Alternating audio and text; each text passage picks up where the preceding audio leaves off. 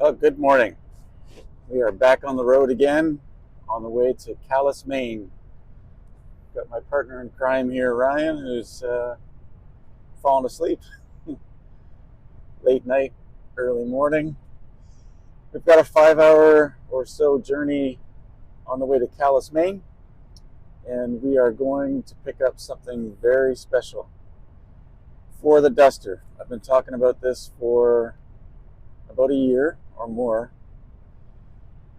And so we'll pick you up in about 4 hours or so, and we'll give you some more hints as to what we're picking up. We'll see you then.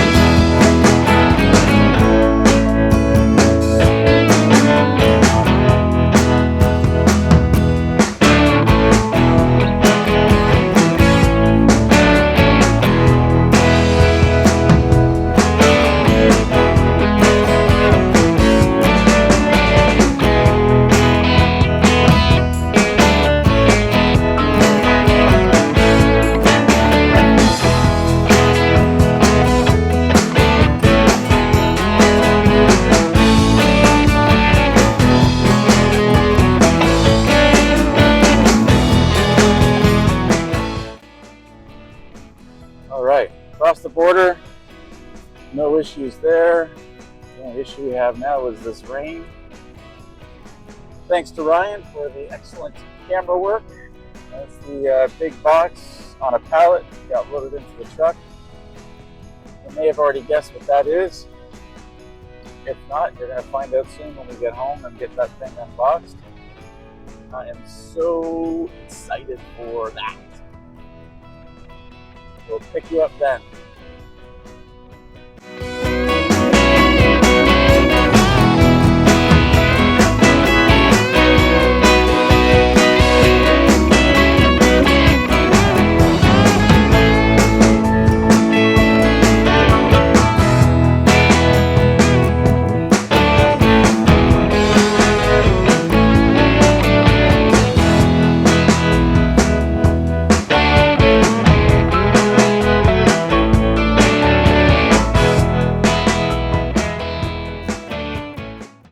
Well, we're home. I've got the crate in the garage here. Getting it off the back of the truck with the forklift was a stressful endeavor. I didn't record it because I figured if I did, something would go wrong. But in the end, with the combination of the engine hoist, my winch that I use to pull cars on and off trailers, anchored to the floor here with the truck backed in, with ATV ramps and some plywood, basically lifted and slid it off the back of the truck slowly, inch by inch, and ended up getting it down without a problem. So it was stressful, but it's down. I've got it on casters now, and we're ready to unbox this thing. I can't wait. Let's dig in.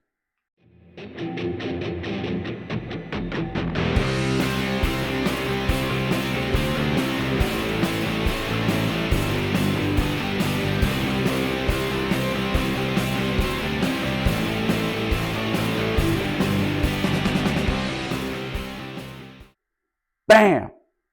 The 392 HEMI and the TR6060 6-speed manual transmission.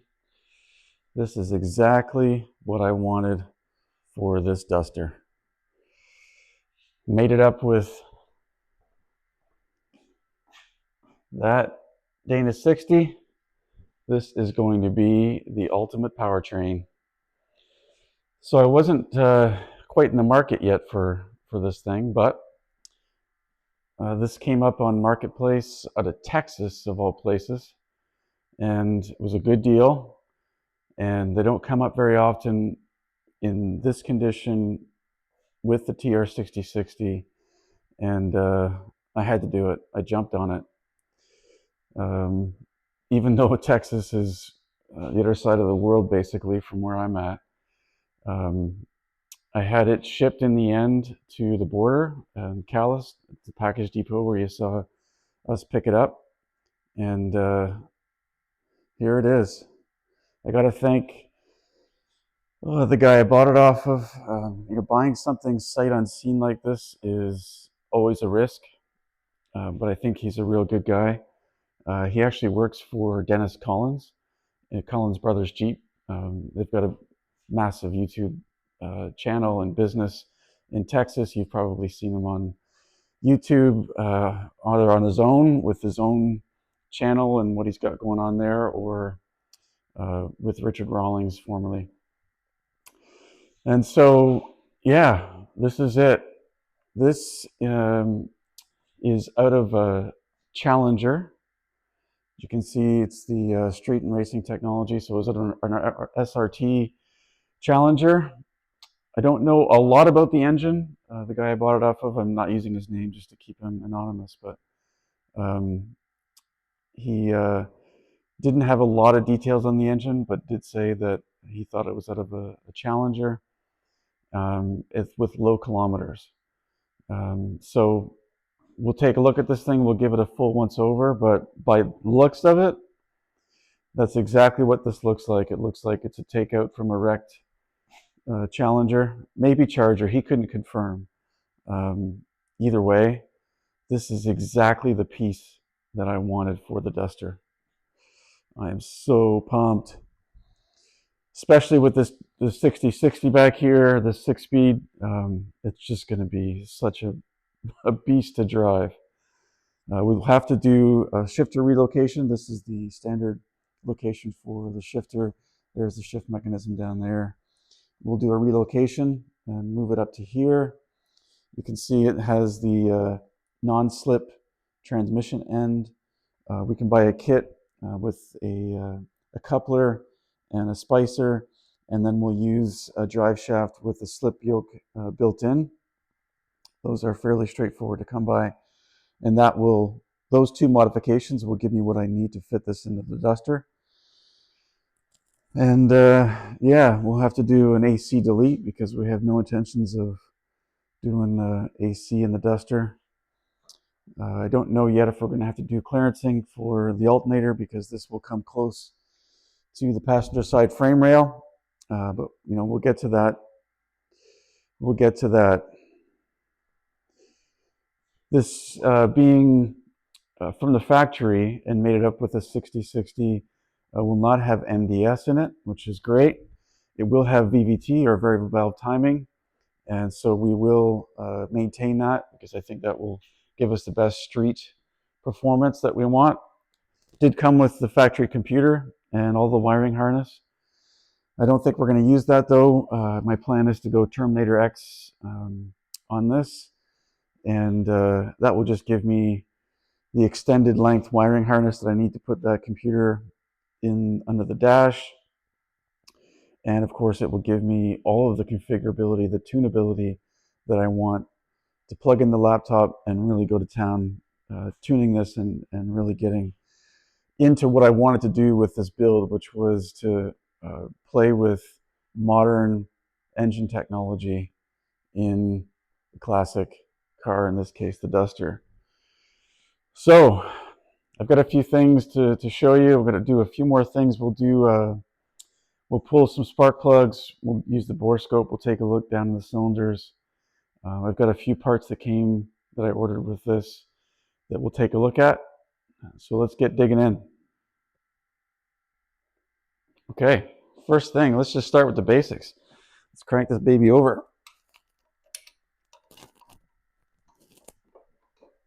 Oh, she's got some compression.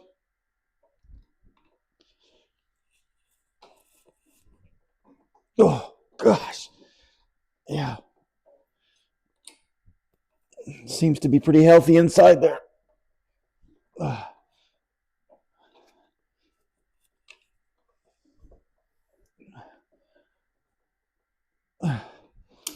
Definitely turns over with a lot of compression, and of course I can't hear or feel anything problematic in there. So I knew that was the case, but I wanted to just check it myself. The guy I bought it off of checked all that for me. I didn't mention it before, but he had bought this for his project car and then decided to go a different direction. So that was the story behind that. Okay, let's have a look inside the cylinders.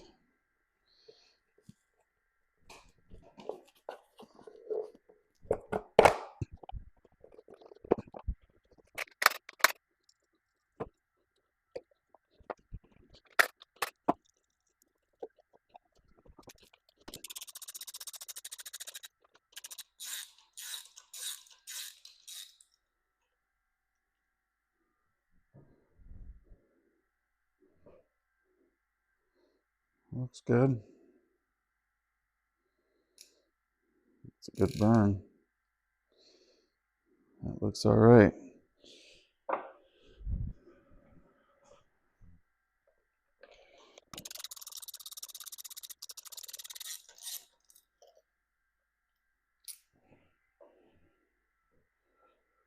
That one as well.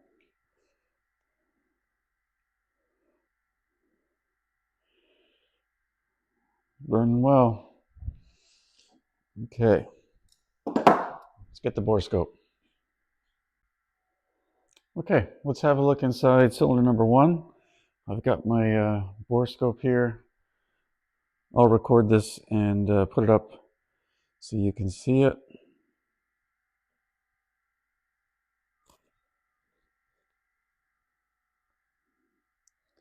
There's a look inside the cylinders there.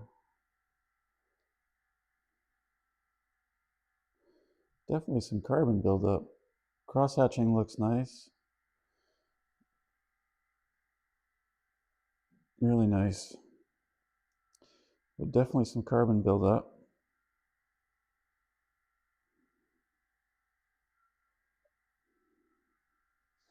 Let's have a look at the valves. Let me do a little deeper down and flip this baby around.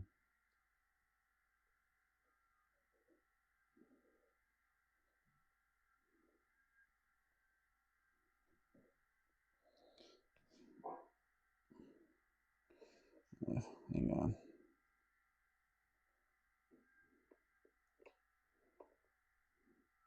There's the valves.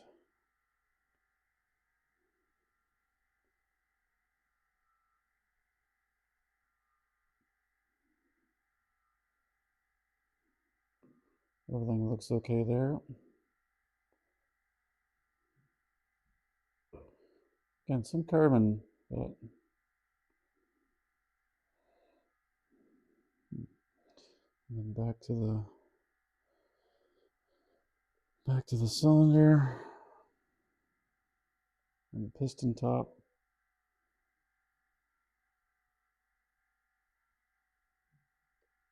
And everything looks good. Just yeah, more carbon than I thought that I would see.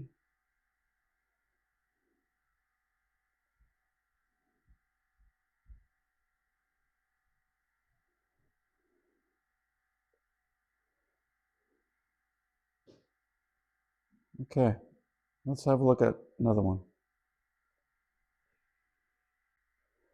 Okay, let's have a look inside hole number 4.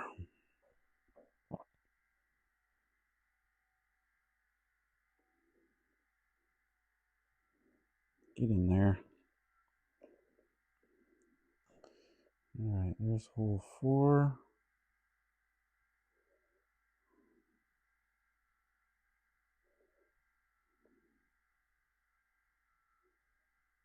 And some carbon buildup.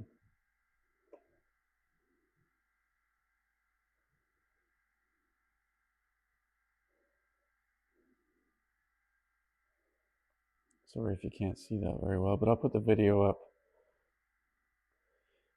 in the top corner here, and that will give you a better view of what I'm seeing. Again, cylinder walls look great. Absolutely no rust. Everything looks good there.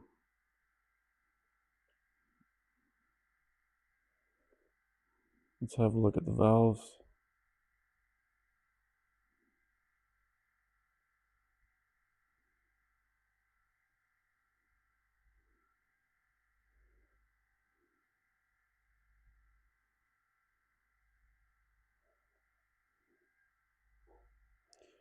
Looks like some oil right there.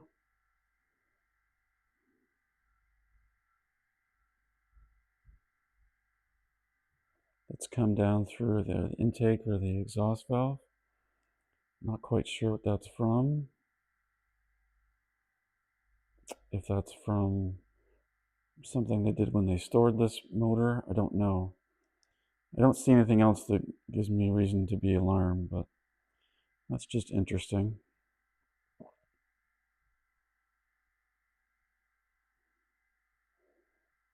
Otherwise, things generally look good. Definitely good looking cylinder walls. No issues there. Okay. Okay, I pulled the plugs for 7 and 8, and same look. Same amount of carbon. Cylinder walls look great. Don't see anything to be concerned about. Plugs look good as well on both cylinders. Clearly has some miles on it. Really hard to tell how many.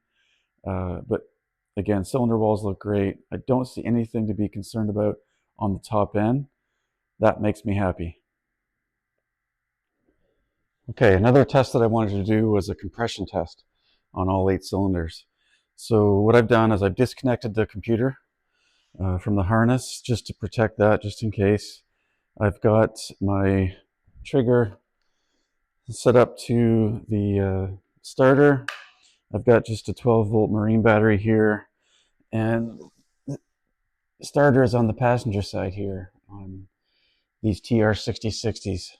So I've got the battery jumped over to the positive side of the starter. I've got it grounded over here to the engine ground, and then again the trigger connected to the solenoid to trigger it. So we're good there. What I have noticed, because I've done all the cylinders already, is that with what I've read is true, and that is that you need a lot of cranking power to turn this motor over. With all of the spark plugs in, and so building full compression, this battery could barely turn it over 1 revolution. So I pulled all spark plugs, well, 1 spark plug from each hole. And then I did a compression test on each one of the cylinders. I did the test as best I could. Now with a fully charged 12-volt marine battery here, it isn't able to turn the engine over what I would like around 5 revolutions. It's only able to turn it over about 2, maybe 3 revolutions until it builds so much pressure it can't turn it over anymore. Let me show you what happens here. So I've got it set up in number 1 right now. Get that set up there. And now listen to the starter and watch the gauge. Oh, wow.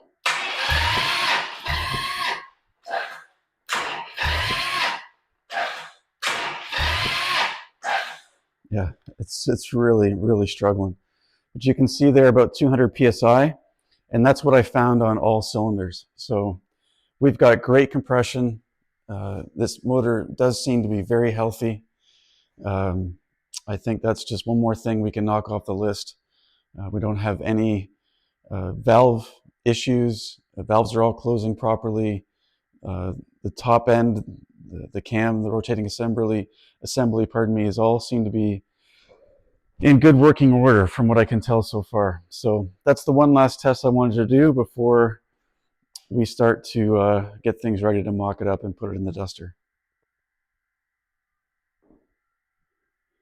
Okay, I did order a couple things with this so that we can get this mocked up in the duster. First thing I ordered were engine mounts. These are from Schumacher, and they are designed for this Gem 3 HEMI to fit onto the slant 6 K member.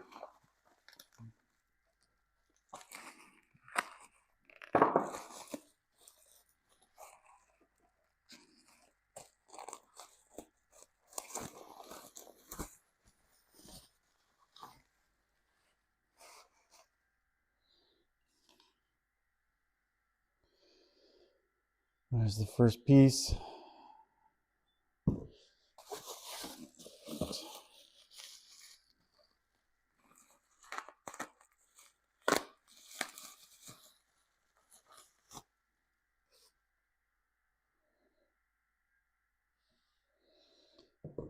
Second.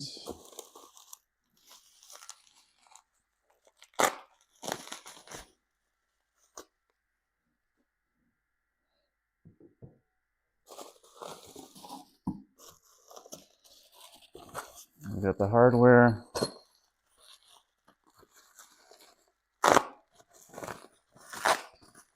These mounts were not cheap, not even a little bit, but they are well made, scratched, unfortunately, but that's fine. But what's great about these is that it's going to make this into what I wanted to say was that these mounts are going to convert from a traditional biscuit style mount to a proper and much stronger spool type mount that will really give this the strength it needs to sit in the duster properly, but as well the right location, front and back, side to side for this. So as I said, it's a bit of money, but it's going to save me a whole bunch of time trying to get this engine fit properly in the duster. I will have to still sort out the mount for the transmission tunnel. We'll get to that shortly, but I wanted to show you first the Schumacher mounts. I'll put a link up to them in the description. I've used their mounts before on 440s going into E-body, small block K members, that sort of thing. Always good products, and yeah, I think those are going to work out great. So that's the first thing. That's going to help me get, as I said, this thing positioned properly in the duster. Next thing is, what do I do with my knife? God, come on. Okay, next thing is this. As you can see from Holly, this, you probably have already guessed, is the mid-sump oil pan that we need, because this oil pan is not going to work with most classic cars, but certainly a Mopar and this A-body duster. That front sump will interfere and sit right on top of the K member, so that's no good. So what we got here is a Holley complete conversion kit to switch that over